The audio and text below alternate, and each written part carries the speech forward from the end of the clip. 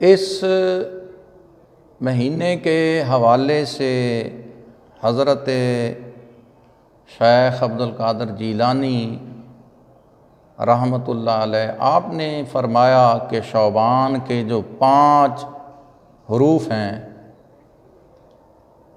ان 5 حروف میں اللہ رب العالمین نے مختلف قسم کی برکات رکھی۔ شین سے انہوں نے بتایا ہے کہ شرف یعنی عزت،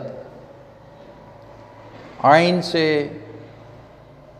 علو یعنی اعلیٰ مرتبہ بلندی،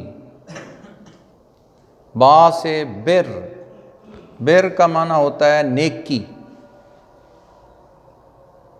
الف سے الفت کا معنی ہے محبت، پیار، نرمی، اور نون سے مراد نور الہی، اللہ کا نور، کہ جو لوگ شعبان المعظم کو پائیں وہ نیکیاں زیادہ کریں۔ فاستبقوا الخیرات، نیکیوں میں ایک دوسرے سے آگے بڑھنے کی کوشش کریں۔ قرآن کریم کی جو آیت مبارکہ ہے فاستبقوا الخیرات، نیکیوں میں سبقت لے جاؤ، بڑھ جاؤ، آگے سے ایک دوسرے سے آگے بڑھنے کی کوشش کرو۔ شعبان المعظم کے حوالے سے محبوب علیہ السلام کی سیرت طیبہ یہ ہے کہ پیارے محبوب علیہ السلام نے شعبان کے مہینے کو اپنا مہینہ فرمایا۔ ایک روایت میں نبی پاک صلی اللہ علیہ وسلم نے ارشاد فرمایا، الرجب شہر اللہ، رجب جو ہے وہ اللہ کا مہینہ ہے، محترم مہینہ ہے، اللہ کی حرمت والا مہینہ ہے۔ وشعبان شہری، سرکار نے فرمایا کہ شعبان کا مہینہ میرا مہینہ ہے۔ ورمضان شہر امتی، اور رمضان کا مہینہ یہ میری امت کا مہینہ ہے۔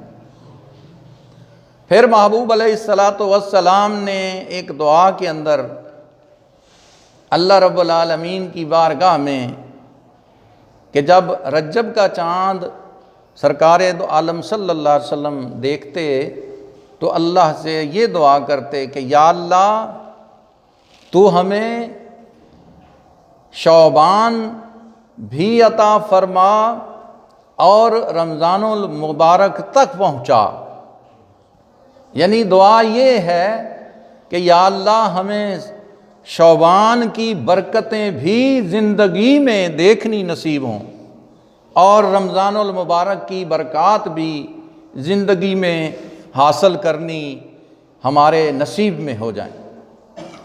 تو یہ شعبان کا مہینہ نبی کریم صلی اللہ علیہ وسلم نے اپنا مہینہ کیوں فرمایا؟ اس لیے کہ محبوب علیہ السلام نے ارشاد فرمایا کہ یہ شعبان کے مہینے کے اندر اللہ رب العالمین کی رحمت انتہائی جوش میں ہوتی ہے، رحمت اللہ تعالیٰ کی زیادہ زمین پر برستی ہے۔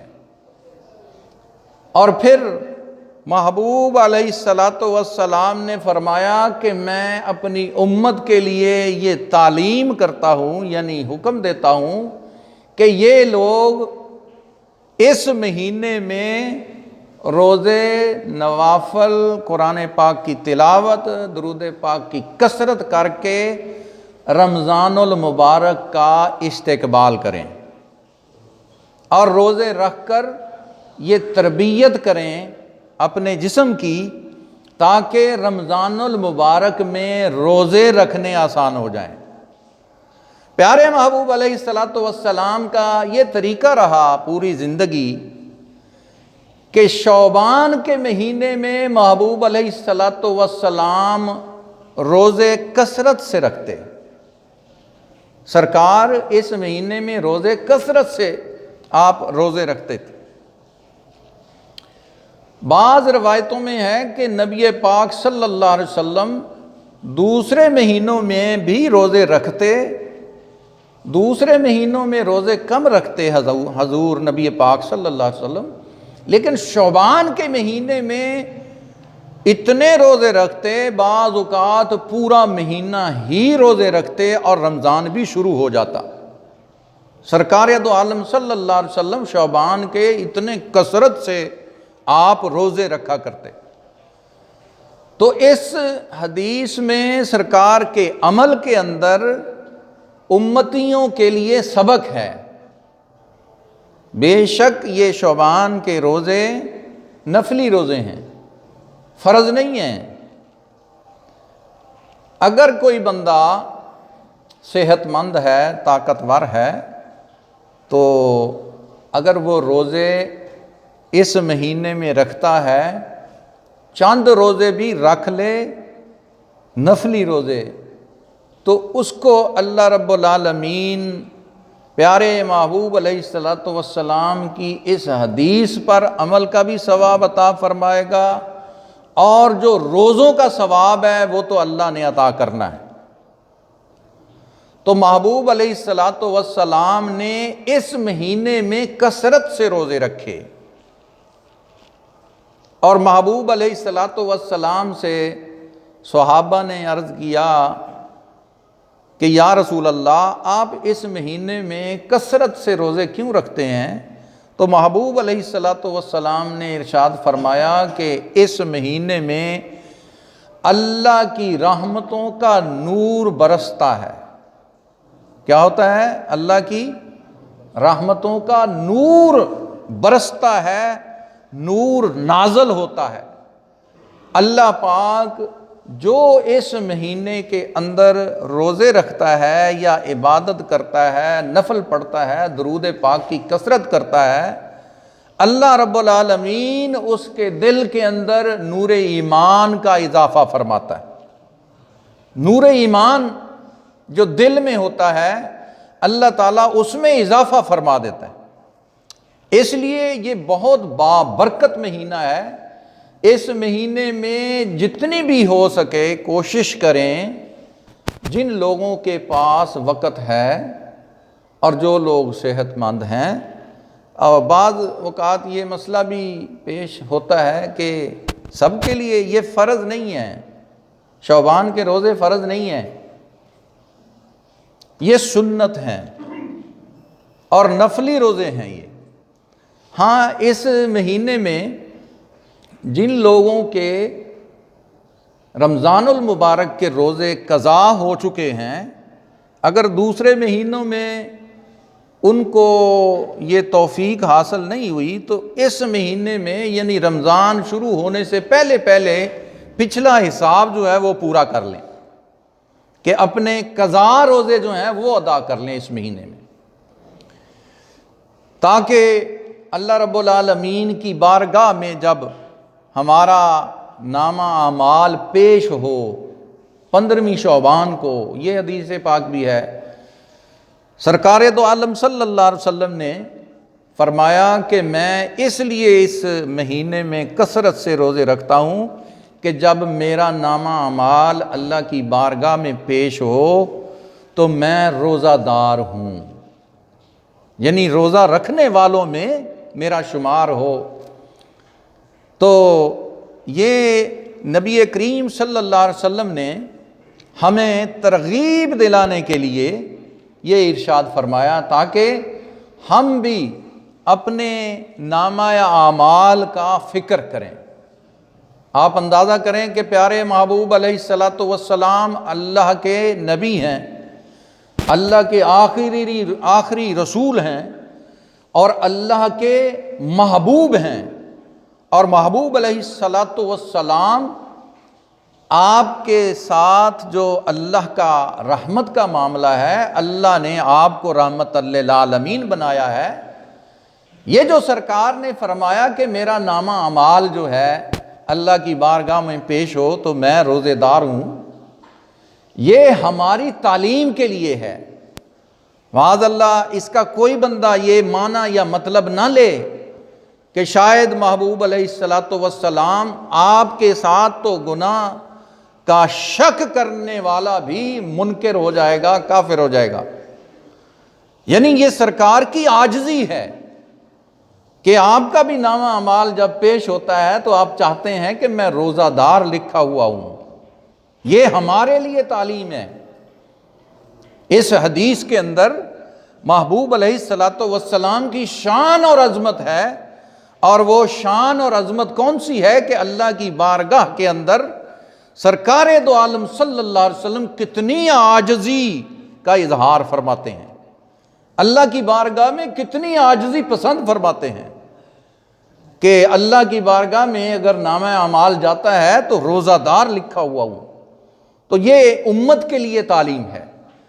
محبوب علیہ السلام کی ہر حدیث کے اندر، ہر سنت کے اندر امت کے لیے سبق ہے اور امت کے لیے ترغیب دین ہے اور ترغیب عمل ہے۔ اگر اس پر ہم لوگ عمل کریں گے تو اللہ رب العالمین کی بارگاہ میں ہم سرخرو ہو جائیں گے۔ اور یہ جو شب بارات ہے وہ بھی یہ شعبان کی 15ویں رات ہے، جس کو شب مغفرہ بھی کہا جاتا ہے، شب برات بھی کہا جاتا ہے، اور شب قسمہ بھی کہا گیا ہے، اور شب برکہ بھی کہا گیا ہے کہ برکت والی رات بھی ہے۔ اور اس رات میں مغفرت اللہ رب العالمین سے جو طلب کرتا ہے تو اللہ تعالیٰ اس کو معاف فرما دیتا ہے، جو رزق طلب کرتا ہے اس کو اللہ رزق عطا کر دیتا ہے۔ تو باقی جو شعبان کا مہینہ ہے اس میں بھی جو محبوب علیہ السلام کی امت کا کوئی بھی بندہ اللہ سے جو مانگے گا اللہ اس کو عطا کرے گا۔ میرے دوستو، زندگی مختصر ہے، کوئی پتہ نہیں ہے کہ کتنی زندگی ہے، اس لیے ہمیں ہر وقت یہی سوچنا چاہیے کہ ہماری زندگی کی کبھی بھی شام ہو سکتی ہے، موت کا کوئی پتہ نہیں ہے کہ کب آ جائے۔ اس لیے کوشش یہ کرنی چاہیے کہ اللہ کی بارگاہ میں توبہ کرتے رہیں اور کوشش کریں کہ نیکیوں میں ہم سبقت لے جائیں، ایک دوسرے سے آگے بڑھنے کی کوشش کریں۔ دیکھیں اللہ رب العالمین نے کتنا پیارا جملہ فرمایا، فاستبقوا الخیرات، نیکیوں کے اندر ایک دوسرے سے سبقت لے جاؤ۔ اور شیطان ہم سے کیا کرواتا ہے؟ نیکیوں میں سبقت نہیں کرنے دیتا، پیچھے ہٹاتا ہے، اور برائیوں میں سب سے آگے آگے بڑھنے کی کوشش میں لگا دیتا ہے۔ شیطان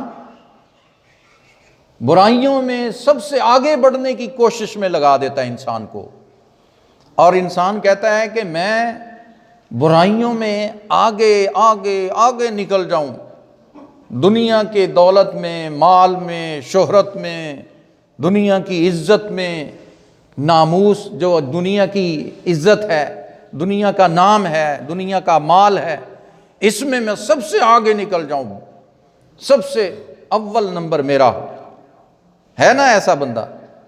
انسان کو شیطان دھوکے میں ڈال دیتا ہے، لیکن اللہ رب العالمین کا فرمان ہے کہ اے بندو نیکیوں میں سب سے آگے نکلو، ایک دوسرے سے آگے نکلنے کی کوشش کرو۔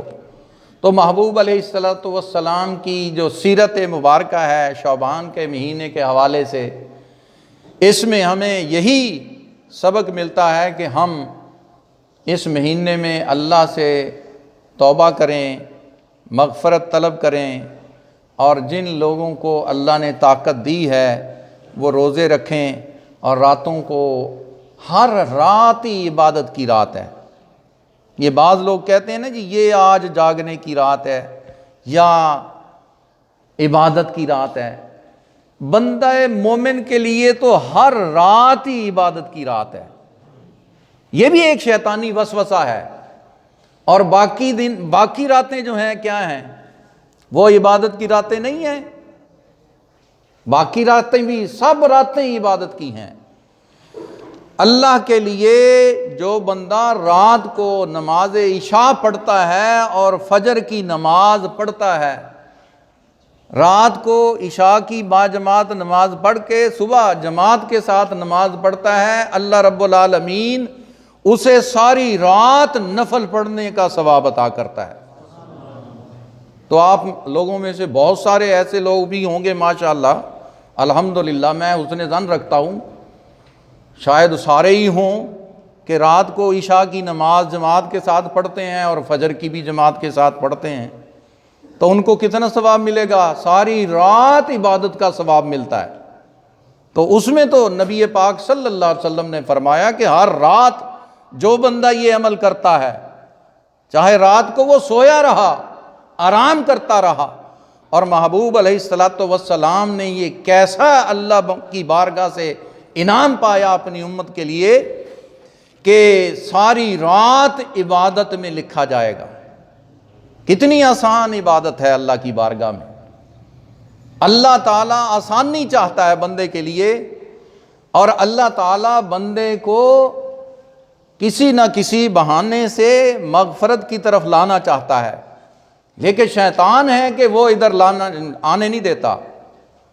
اور وہ جو لوگ کہتے ہیں نا عبادت کی رات ہے یا جاگنے کی رات ہے، وہ رات کو جاگتے رہتے ہیں، شیطانیاں کرتے ہیں، پٹاخے بجاتے ہیں اور خرافات میں وہ مبتلا رہتے ہیں، اور وہ سمجھتے ہیں کہ ہم عبادت کر رہے ہیں۔ وہ عبادت نہیں ہے۔ عبادت یہ ہے کہ رات کو عشاء کی نماز باجماعت پڑھ کے آرام کرو، سو جاؤ، اور صبح اٹھ کے فجر کی جماعت کے ساتھ نماز پڑھو، تاکہ اللہ کی محبت اور قرب حاصل ہو سکے۔ اور یہ عمل نہیں کرنا، بس وہ ایک شیطان کے وسوسے کا چکر جو ہے اس میں آ کے پھنس جانا ہے، اور پھر اس رات میں بھی مسجد میں نہیں جانا، باہر آوارہ گردی، پٹاخے اور شیطانیاں اور الٹی پلٹی کام جو ہے، الٹے پلٹے حرکتیں ایسے کرتے۔ تو ایسے جو کرے گا اس کو رات جاگنے کا یا سونے کا کوئی فائدہ نہیں ہے۔ جاگنے کا اسے ہی فائدہ ہے کہ رات کو جو جاگے پھر وہ اپنی قضا نمازیں ادا کرے۔ شعبان المعظم کے حوالے سے، 15ویں شعبان کے حوالے سے انشاءاللہ اگلے جمعۃ المبارک میں عرض کروں گا۔ اللہ پاک ہم سب کو عمل کی توفیق عطا فرمائے۔